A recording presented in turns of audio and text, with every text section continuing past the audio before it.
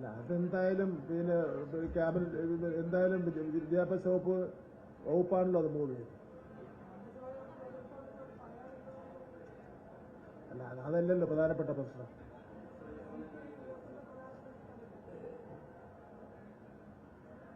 പിന്നെന്താ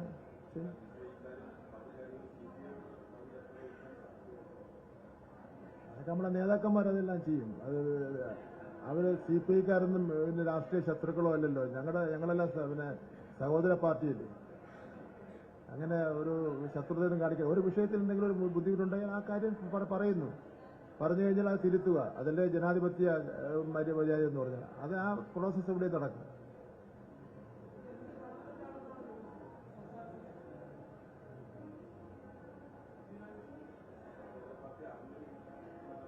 ചിലപ്പോൾ സഹോദരങ്ങൾ തമ്മിൽ അങ്ങോട്ടും ഇങ്ങോട്ടും ചില കാര്യങ്ങൾ അറിയില്ലല്ലോ.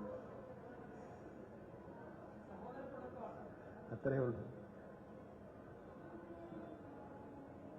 പിന്നെ ഈ വിഷയമൊക്കെ എന്ത് നല്ല അഭിപ്രായ വിദ്യാഭ്യാസ വകുപ്പിനെ പറ്റി പറഞ്ഞത് എന്ന് മാത്രമല്ല, പിന്നെ ഈ സഞ്ജയ് കുമാർ IAS പറഞ്ഞത് കേന്ദ്ര വിദ്യാഭ്യാസ സെക്രട്ടറി